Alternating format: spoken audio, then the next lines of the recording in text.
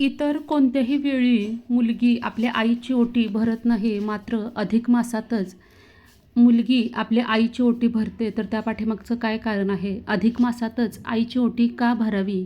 धोंड्याच्या महिन्याचं काय महत्त्व आहे? धोंड्याच्या महिन्यामध्ये म्हणजेच अधिक मासामध्ये जोडवी बदलतात. त्या पाठीमागं काय कारण आहे? जोडवी का बदलावी? त्याच पद्धतीनं यंदाच्या म्हणजे 2026 या सालामध्ये अधिक मास हा कधीपासून सुरू होत आहे? अधिक मासात काय करायला हवं आणि काय टाळायला हवं, या गोष्टी आपण या व्हिडिओमध्ये पाहूया. सगळ्यात महत्त्वाची गोष्ट म्हणजे या व्हिडिओमध्ये आपण पाहणार आहोत की विवाहित मुलीने किंवा अविवाहित मुलीने आईची ओटी भरावी का? त्या पाठीमागचं कारण काय? जर का मुलीचे लग्न झालं नसेल तर ती आईची ओटी भरू शकते का? जिला आई नाही तिनं कोणाची ओटी भरावी किंवा त्याला दुसरा काही पर्याय आहे का? या सगळ्या प्रश्नांची उत्तरं आपण आजच्या व्हिडिओमध्ये जाणून घेणार आहोत. त्यामुळे व्हिडिओ शेवटपर्यंत पहा. चॅनलवर नवीन असेल तर चॅनलला सबस्क्राईब करायला विसरू नका. तर अधिक मास हा अत्यंत महत्त्वपूर्ण धार्मिक महिना हा मानला गेला आहे. अधिक मास हा 3 वर्षातून एकदा येत असतो. अधिक मासालाच मलमास, पुरुषोत्तम मास असं म्हणतात. बघा, यंदाच्या 2026मध्ये अधिक मास हा 17 मेपासून सुरू होत आहे. म्हणजे 17 मे 2026 अधिक मास सुरू होत आहे. तो 15 मे 2026पर्यंत अधिक मास हा असणार आहे. अधिक मासाचं महत्त्व असं की त्या काळात आपण ज्या गोष्टी करतो त्याचं जे पुण्यफळ असतं ते आपल्याला हजारो पटींनी हे मिळतं. म्हणून अधिक मासामध्ये अधिकाधिक दान, आपण पारायणं, धार्मिक गोष्टी ह्या करत असतो. देवादिकांचे आपण पाठ वगैरे करतो, मंत्रजाप करतो, प्रार्थना करतो. ह्या गोष्टी जितकं आपण विष्णू सहस्त्रनामाचं पठण म्हणा किंवा इतर कुठलंही पारायण म्हणा तुम्ही या अधिक मासात केलं तर त्याचं फळ तुम्हाला हजारो पटीने मिळतं अशी मान्यता आहे. तसेच अधिक महिन्यामध्ये तुम्ही दान पुण्यसुद्धा करू शकता. दान केल्यामुळं तुम्हाला तुमच्या जे काही पाठीमागचा त्रास असेल तो त्रास कमी होण्यासाठी सुद्धा मदत होते. जास्तीत जास्त अन्नदान तुम्ही या महिन्यामध्ये करू शकता. तर आईची ओटी का भरावी? बघा, एक तर सगळ्यात पहिली गोष्ट म्हणजे मुलगी आपल्या आईविषयी कृतज्ञता व्यक्त करण्यासाठी आईची ओटी भरते. दुसरी गोष्ट म्हणजे बघा, सहसा विवाहित मुली आईची ओटी कधीही भरत नाही. नेहमी आईच मुलीची ओटी भरते. सगळ्यात सुरुवातीला तर जेव्हा मुलगी शहाणी होते असं म्हणतात, म्हणजेच मुलीला जेव्हा पहिली मासिक पाळी येते तेव्हा पहिल्या आईचाच मान असतो की आई मुलीची ओटी भरते. त्यानंतर मुलीचा साखरपुडा म्हणा, हळदी म्हणा, लग्न म्हणा, या सगळ्या समारंभातसुद्धा आई ही पहिल्यांदाच मुलीची ओटी भरत असते, कारण आईचा तो मान असतो. त्यानंतर जेव्हा मुलीला दिवस जातात म्हणजे मुलगी जेव्हा गर्भधारणा करण्यासाठी आपल्या आईकडं आलेली असते, गर्भधारणा, चोळी वगैरे आपण म्हणतो किंवा गर्भसंस्कार आपण म्हणतो, त्यावेळेससुद्धा आईचा पहिला मान असतो की आई मुलीची ओटी भरते. आपण डोहाळे जेवण जेव्हा करतो तेव्हासुद्धा आई आपल्या मुलीची पहिल्यांदा ओटी भरते. नेहमी आपण कधी माहेरी गेलो तर माहेरून परतताना सुद्धा आई आपल्याला ओटी भरल्याशिवाय जाऊन देत नाही. इतकं ओटीचं महत्त्व आहे. तर आपण कधीही आपल्या आईची ओटी एरवी भरत नाही किंवा आईसाठी कुठली भेटवस्तूही आपण सहसा आवर्जून घेत नाही. पण या महिन्यामध्ये आपण आवर्जून आईची ओटी भरायची आहे. सगळ्यात महत्त्वाचं म्हणजे मी मगाशी सांगितल्याप्रमाणे आपल्याला कृतज्ञता व्यक्त करायची आहे. त्याच पद्धतीनं बघा, आपल्या लग्नामध्ये कन्यादान हा एक संस्कार असतो. कन्यादान म्हणजे कन्यादान केली असा गैरसमज बऱ्याच समाजामध्ये बऱ्याच लोकांमध्ये पसरलेला आहे. तर असं नसतं. आपल्या मुलीला एखाद्या सशक्त पतीच्या हातामध्ये, म्हणजे जो तिची व्यवस्थित काळजी घेईल अशा पतीच्या हातामध्ये तिचा हात देऊन जेव्हा तिचं लग्न करून कन्यादान हा अतिशय कठोर मनानं आईवडिलांनी निर्णय घेतलेला असतो आणि तिला पतीच्या हाती आपलं सोपवलेलं असतं, जेणेकरून तिला नवीन घर मिळेल किंवा तिच्या उज्ज्वल भविष्यासाठी ही तरतूद, हे संस्कार लग्नाच्या वेळेस केले जातात, जे की पूर्वापार चालत आलेले आहे. त्या गोष्टीला कन्यादान म्हणतात. कन्यादान करताना आईवडिलांचं हृदय हे अंतःकरण, हे जड अंतःकरणानं आपली लाडाकोडात वाढलेली मुलगी इतरांना आपण जेव्हा इतरांच्या घरी पाठवणी करतो तेव्हा खरंच त्यांच्यासाठी हा अतिशय म्हणजे जड अंतःकरणानं ते कन्यादान करत असतात. तर त्या पाठीमागे मुलीने कधीतरी आईविषयी कृतज्ञता व्यक्त करावी म्हणून आईची ओटी या महिन्यात भरण्याची परंपरा आहे.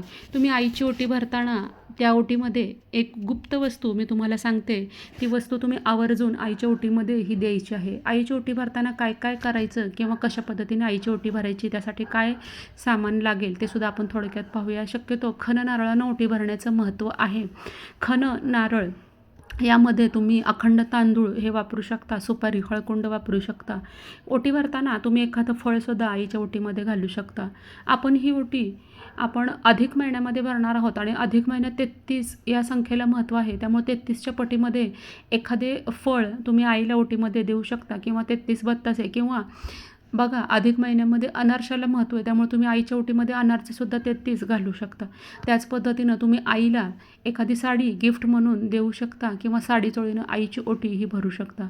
आईची ओटी भरताना एक गोष्ट महत्त्वाची ते तुम्ही त्यामध्ये त्या ओटीमध्ये तुम्ही या गोष्टीचं नक्कीच तुम्ही समावेश करू शकता. ती गोष्ट म्हणजे हिरव्या बांगड्या. बघा हिरव्या बांगड्या हे सौभाग्याचं प्रतीक आहे आणि आपण हिरव्या बांगड्या आईला ओटीमध्ये दिल्यावर ते खूप शुभ मानलं जातं. तर अधिक महिन्यामध्ये आईची ओटी कधी भरावी, कोणत्या दिवशी भरावी असा संभ्रम बऱ्याच ठिकाणी आढळतो. तर अधिक महिना सुरू झाल्यापासून संपेपर्यंत तुम्ही आईची ओटी कधीही भरू शकता. पण आवर्जून आपण आईची ओटी भरताना मंगळवार किंवा शुक्रवार निवडला तर तो अतिशय फलदायी ठरतो. बघा मंगळवार आणि शुक्रवारच का, तर मंगळवार आणि शुक्रवारी आपण देवीची, आपल्या कुलदेवतेची किंवा कुठल्याही देवीची ओटी भरत असतो. तर आईला सुद्धा आपण देवी समान दर्जा दिलेला आहे. ज्या आईनं आपल्याला 9 महिने पोटामध्ये वाढवून आपल्याला हे जग दाखवलं आहे, आपलं पालनपोषण केलेलं आहे, आपल्याला स्वतःच्या पायावर उभं केलेलं आहे.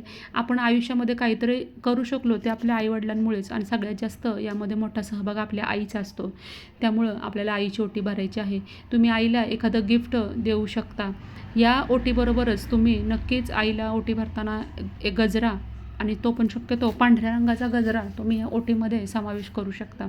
तसेच आईला जी मिठाई आवडते ती मिठाईसुद्धा तुम्ही हे ओटी भरताना देऊ शकता. तर ओटी भरताना काय करावं, तर पाट मांडून पाटाभोवती रांगोळी काढावी आणि त्या पाटावर आपल्या आईला बसवायला सांगावं. सगळ्यात आधी हळदी कुंकाचा मान आईला द्यावा आणि त्यानंतर खण नारळाला थोडंसं हळदी कुंकू लावून त्यामध्ये अखंड तांदूळ घालून, हळकुंड घालून आपल्याला ओटी ही आईची भरायची आहे.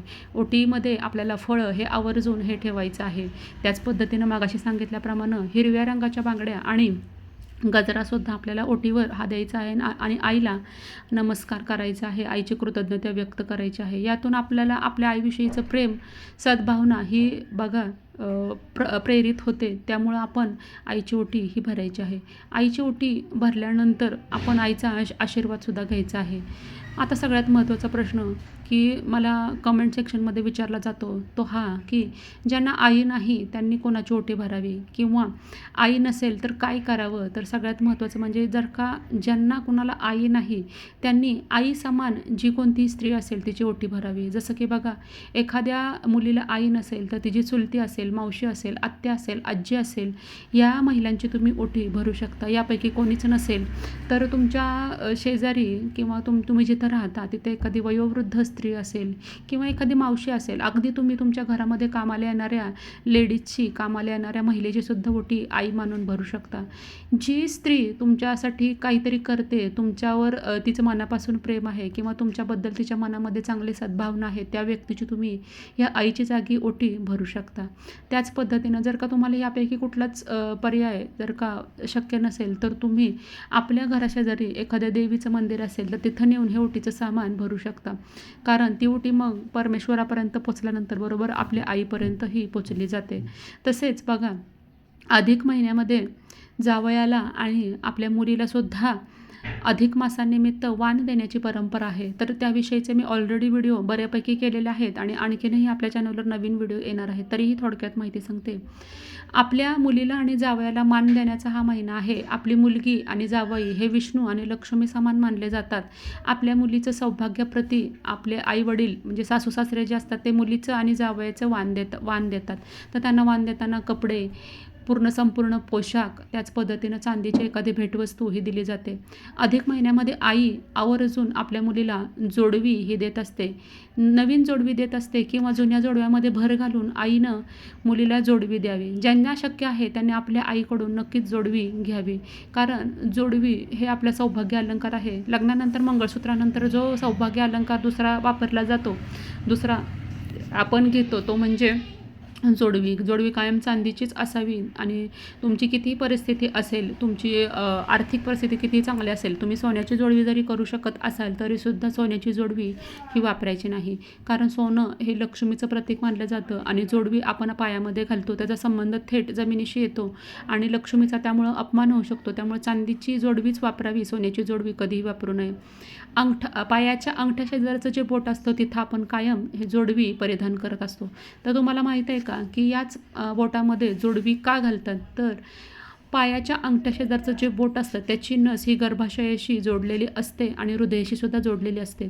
तर गर्भाशयाशी जोडल्यामुळं काय होतं, आपण जेव्हा जोडवे घालतो त्यावर बारीकसा दाब हा कायम पडत असतो आणि त्यामुळं गर्भाशयाचं जे काम असतं ते सुरळीत होतं. ज्यांना मासिक पाळीमध्ये समस्या असतात त्यांना मासिक पाळीच्या समस्यासुद्धा दूर होतात आणि गर्भधारणेसाठी योग्य असं ॲक्युप्रेशर हे आपल्या त्या नसाद्वारे गर्भाशयावर पोचलं जातं आणि त्यामुळं आपली गर्भाशयाची जी काही प्रजनन क्षमता असते महिलांची ती अगदी व्यवस्थित रित्या चालू राहते. त्यामुळं जोडवी हे लग्न झालेल्या सुवासिनी महिला कायम घालत असतात. जोडवी बदलताना ही एक चूक टाळायची आहे की आपण जोडवी बदलताना बघा कधीही अखंड जोडवी बऱ्यापैकी बऱ्यापैकी महिला या घेत असतात. तर जोडवी घेताना असं म्हणतात की अखंड जोडवी घेऊ नये. जोडवी या शब्दातच जोड म्हणजेच दोन असे अर्थ निघतो.